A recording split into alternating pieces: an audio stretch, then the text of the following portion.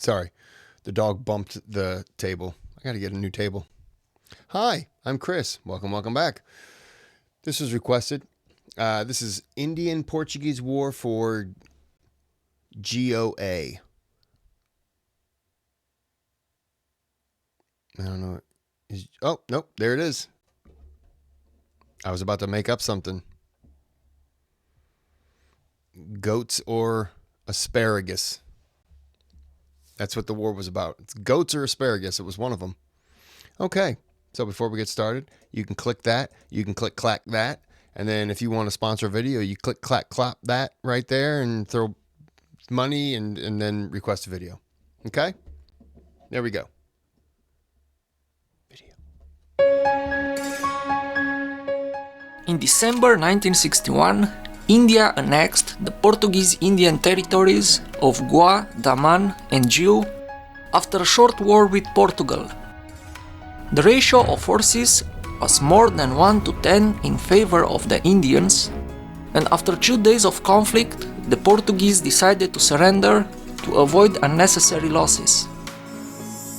After 451 years of rule, Portugal finally lost its Indian colonies, who were incorporated into the Republic of India.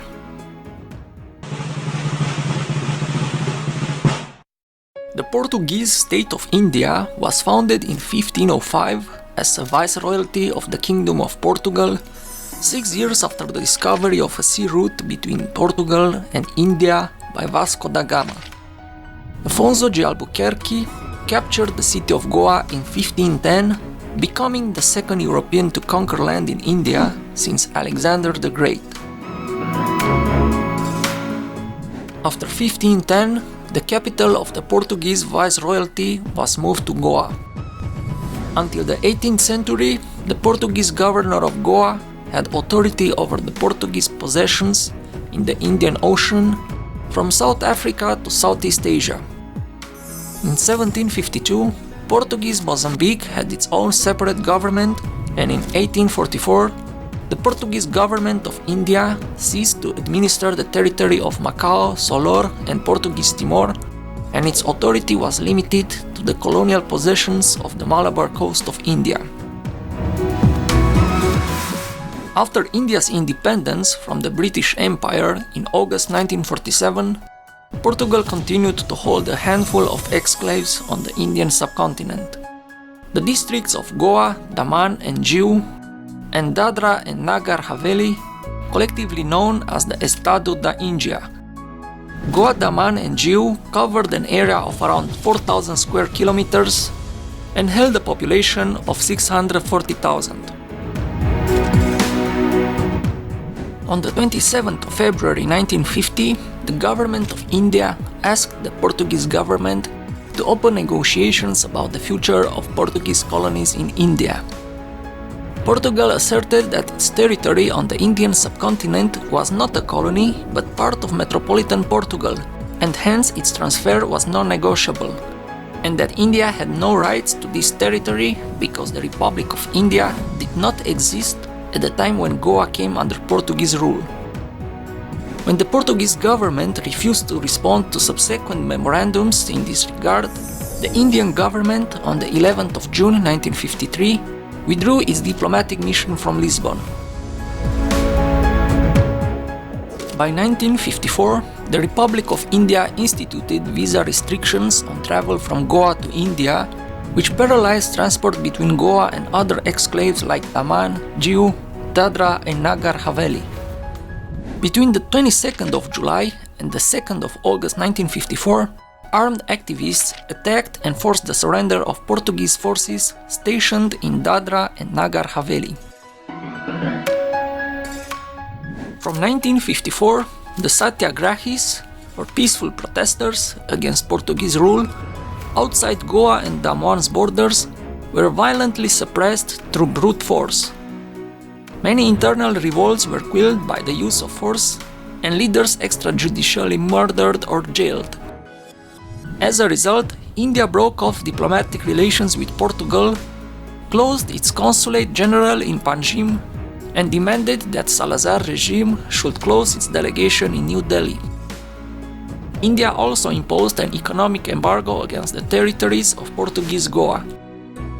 The Indian government adopted a diplomatic wait-and-watch approach from 1955 to 1961 and made attempts to highlight the issue of decolonization before the international community.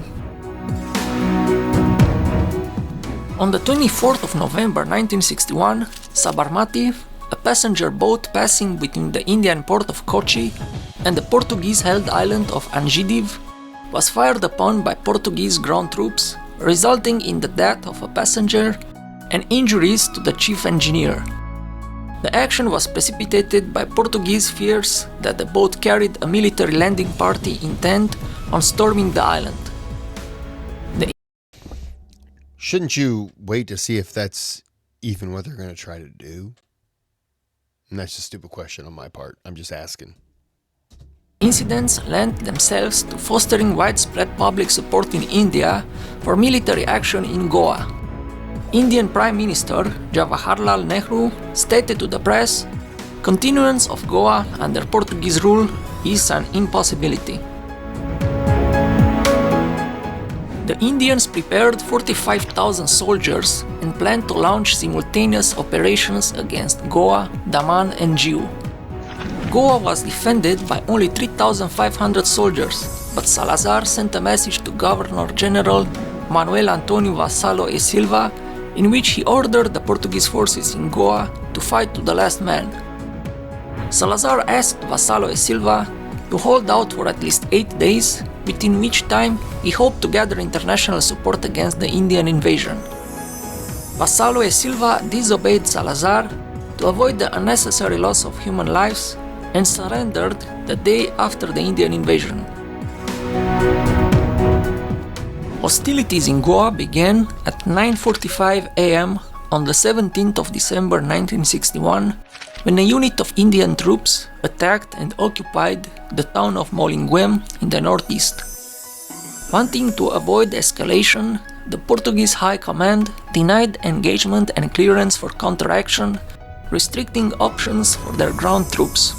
The main offensive, synchronized with the operations in Daman and Diu, started at 4 a.m. in the next day. There were minor engagements between the Portuguese army and the Indians, as the Portuguese kept withdrawing and after crossing the Mandovi River blew up the bridges. At 8 p.m., the Portuguese in Panaji asked for a ceasefire. In the next morning, 19th of December at 7:30 a.m., the Indians crossed the river and secured the town without facing any resistance. In the south, the progress of the Indians was slower, and by midday they entered Margao and after a fierce encounter, captured Verna at 3:30 p.m. From there, the Indians proceeded to Mormugao and Dabolim airport, where the main body of the Portuguese army awaited them. Meanwhile, Diu was attacked and the Portuguese commanders agreed in a meeting that in view of repeated military advances of the Indians, with naval and air strikes, along with the inability to establish contact with headquarters in Goa or Lisbon, there was no way to pursue an effective defense and decided to surrender to the Indian military. In Daman, the Portuguese tried to resist, but after running out of ammunition, they began to withdraw to an airfield in Damo Pequeno, where they surrendered the next day. Two naval battles took place during these operations. During the Battle of Mormugao, the Portuguese Navy advisory Afonso de Albuquerque was sunk by 3 Indian Navy frigates, and the Portuguese vessel Vega, armed with a single 20mm piece, was attacked by the Indian Air Force near Diu and sunk. The Portuguese in Goa retreated at the entrance to the port town of Vasco da Gama, where they had planned their last stand. Orders from Lisbon were to resist to the last man, holding out against the Indians until Portuguese naval reinforcements could arrive. Despite his orders from Lisbon, Governor General Manuel Antonio Vassalo e Silva surrendered at 8:30 p.m. on the 19th of December. The war. Everyone else is just being overrun and surrendering. if it was really important for the Portuguese, wow, I almost said Morocco. If it was important for Portuguese, they should have probably got some people there, some military there faster. Maybe it happened a lot faster, but I mean, it didn't seem like it, but they should have probably got there a little faster. But then to tell one group, look, everyone else has surrendered, but you have to hold out. No. Why do I have to let my men die? Like, no.